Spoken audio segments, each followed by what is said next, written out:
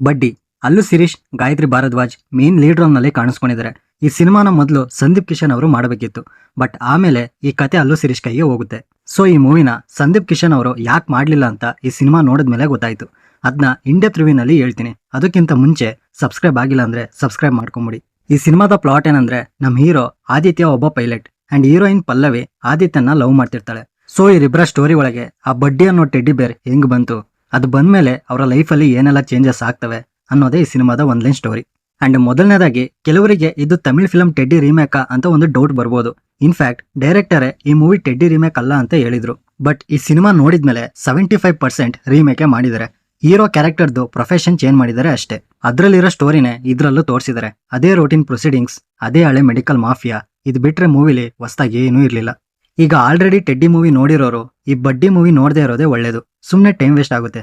But ಈ Teddy movie ನೋಡ್ದಲೇ ಇರೋರು ಒಂದ್ಸಲ ಟ್ರೈ ಮಾಡ್ಬೋದು. ಆದ್ರೆ ಸ್ಟಾರ್ಟಿಂಗ್ ಇಂದ ಎಂಡಿಂಗ್ ವರೆಗೂ no excitement elements, no logic, rod routine screen play, full flat and predictable ಆಗಿರುತ್ತೆ.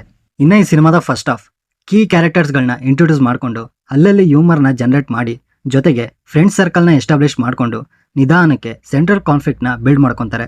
ಇನ್ನ ಸೆಕೆಂಡ್ ಹಾಫ್ ಇದರಲ್ಲಿ ಇಂಟೆನ್ಸ್ ಟೋನ್ ಅಂಡ್ ಎಮೋಷನಲ್ ಮೇಲೆ ಶಿಫ್ಟ್ ಆಗುತ್ತೆ. ಅಂಡ್ ಅನ್ಎಕ್ಸ್ಪೆಕ್ಟೆಡ್ ಟರ್ನ್ಸ್ಗಳು ಸಹ ಇದಾವೆ. ಬಟ್ ಅದನ್ನ ಈಸಿಯಾಗಿ ಗೆಸ್ ಮಾಡ್ಬೋದು. ಇನ್ನು pre climax to climax portions decent ಆಗಿತ್ತು. ಅಂಡ್ ಈ ಸಿನಿಮಾದ ಪಾಸಿಟಿವ್ಸ್, ಕ್ಯಾರೆಕ್ಟರ್ಸ್ ಮಧ್ಯೆ ಇರೋ ಬಾಂಡಿಂಗ್ನ ತುಂಬಾ ಚೆನ್ನಾಗಿ ತೋರಿಸಿದ್ದಾರೆ. ಇನ್ನು ಕೆಲವೊಂದು ಕಾಮಿಡಿ ಸೀನ್ಸ್ಗಳು ಚೆನ್ನಾಗೇ ವರ್ಕ್ ಆಯಿತು. ಜೊತೆಗೆ ಆಕ್ಷನ್ ಸೀಕ್ವೆನ್ಸ್ ಕೂಡ ಓಕೆ ಡೀಸೆಂಟ್ ಅನ್ಬೋದು. ಇನ್ನು ಬಡ್ಡಿ ಏನೋ ಎಂಟರ್ಟೈನಿಂಗ್ ಆಗಿ ತೋರಿಸಿದ್ದಾರೆ. ಬಟ್ ಹೀರೋಯಿನ್ಗೂ ಆ ಟೆಡ್ಡಿಗೂ ಮಧ್ಯೆ ಇರೋ ಏಜ್ ಡಿಫ್ರೆನ್ಸ್ನ ಲಾಜಿಕ್ಲೆಸ್ ಆಗಿ ತೋರಿಸಿದ್ದಾರೆ. ಅದು ನೀವು ಸಿನಿಮಾ ನೋಡಿದಾಗಲೇ ಅರ್ಥ ಆಗ್ಬಿಡುತ್ತೆ. ಇನ್ನು ಈ ಸಿನಿಮಾದ ನೆಗೆಟಿವ್ಸ್, ಅದೇ ಹಳೆ routine story with flat screen play. Performance ಇನ್ನೂ ಬೆಟರ್ ಆಗಿ ಮಾಡ್ಕೋಬೇಕಿತ್ತು. ಮುಂದೆ ಏನ್ ನಡೆಯುತ್ತೆ ಅನ್ನೋದನ್ನ ತುಂಬಾ ಈಸಿಯಾಗಿ ಪ್ರಿಡಿಕ್ಟ್ ಕೂಡ ಮಾಡಬಹುದು. ಇನ್ನು first half and second half ಅಲ್ಲಿ ತುಂಬಾ ಕಡೆ ಡ್ರ್ಯಾಗ್ ಮಾಡಿದ್ದಾರೆ.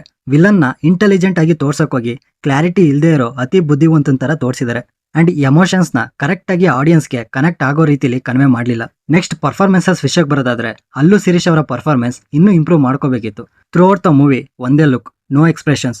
ಕಾಮಿಡಿ ಇದ್ರೂ ಅದೇ ಲುಕ್ ಕೊಡ್ತಾರೆ, ಆಕ್ಷನ್ ಅಲ್ಲೂ ಅದೇ ಲುಕ್ ಕೊಡ್ತಾರೆ, ಈವನ್ ಎಮೋಷನಲ್ಲೂ ಅದೇ ಲುಕ್. ಬೇರೆ ಏನು ಚೇಂಜಸ್ ಇರಲಿಲ್ಲ. ಇನ್ನು ಮಿಕ್ಕಿದ ಆಕ್ಟರ್ಸ್ಗಳ ಪರ್ಫಾರ್ಮೆನ್ಸ್ ಡೀಸೆಂಟ್ ಆಗಿ ಮಾಡಿದ್ದಾರೆ. ಅಂಡ್ ಟೆಕ್ನಿಕಲ್ ವಿಷಯಕ್ಕೆ ಬರೋದಾದ್ರೆ, cinematography, editing, visuals, VFX quality ಎಲ್ಲ ಡೀಸೆಂಟ್ ಆಗಿ ಚೆನ್ನಾಗಿತ್ತು. ಇನ್ನು BGM ಅಂಡ್ ಸಾಂಗ್ಸ್ ಕೂಡ ಕೇಳಕ್ ಚೆನ್ನಾಗಿತ್ತು. So overall movie below average, ಅಷ್ಟಕ್ಕಷ್ಟೇ. ನೋಡ್ಲೇಬೇಕಾದಂತ ಮೂವಿ ಏನಲ್ಲ ಇದು. ಬಟ್ ನೀವು ಇದೇ ಕಾನ್ಸೆಪ್ಟ್ ಟೆಡ್ಡಿ ಇರೋಂಥ ಮೂವಿನ ನೋಡ್ಲೇಬೇಕು ಅನ್ಕೊಂಡಿದ್ರೆ, ಹಾಗೂ ಈ ಮೂವಿನ ನೋಡಬೇಕು ಅನ್ಕೊಂಡಿದ್ರೆ, ಇದಕ್ಕಿಂತ ತಮಿಳ್ ಟೆಡ್ಡಿ ಮೂವಿ ಅಂಡ್ ಇಂಗ್ಲಿಷಲ್ಲಿ ಟೆಡ್ ಅಂತ ಮೂವಿ ಇದೆ. ಅದು ನಿಮಗೆ ಒಳ್ಳೆ ಎಂಟರ್ಟೈನ್ಮೆಂಟ್ನ ಕೊಡುತ್ತೆ. ಸೇಮ್ ಇದೇ ಕಾನ್ಸೆಪ್ಟೇ ಇರುತ್ತೆ. ಸೊ ಈ ಬಡ್ಡಿಗಿಂತ ಈ ಎರಡು ಫಿಲಮ್ಗಳಲ್ಲಿ ಒಳ್ಳೆ ಕಾಮಿಡಿ ಕೂಡ ನೋಡಕ್ ಸಿಗುತ್ತೆ. ಇಲ್ಲ ಈ ಬಡ್ಡಿನೇ ಒಂದ್ಸಲ ಟ್ರೈ ಮಾಡ್ತೀನಿ ಅನ್ನೋರು ನಿಮಗೆ ಬಿಟ್ಟಿದ್ದು. ತಮಿಳ್ ಟೆಡ್ಡಿ ನೋಡದೆ ಇರೋರಿಗೆ ಒಂದು ಡೀಸೆಂಟ್ ವಾಚ್ ಆಗ್ಬೋದು ಅಷ್ಟೇ. ಇನ್ನ ಈ ಮೂವಿ ನಿಮಗೆ ನೆಟ್ಫ್ಲಿಕ್ಸ್ನಲ್ಲಿ ಕನ್ನಡ ಭಾಷೆಯಲ್ಲೇ ಸಿಗುತ್ತೆ. ಅಂಡ್ ಈ ಮೂವಿಗೆ ನಾನು ಕೊಡೋ ರೇಟಿಂಗ್ 10ಗೆ 4. ಆಲ್ರೆಡಿ ನೀವೇನಾದ್ರೂ ಈ ಸಿನಿಮಾನ ನೋಡಿದ್ರೆ ನಿಮಗೇನು ಅನ್ನಿಸ್ತು ಅನ್ನೋದನ್ನ ಕಮೆಂಟ್ ಬಾಕ್ಸಲ್ಲಿ ತಿಳಿಸಿ.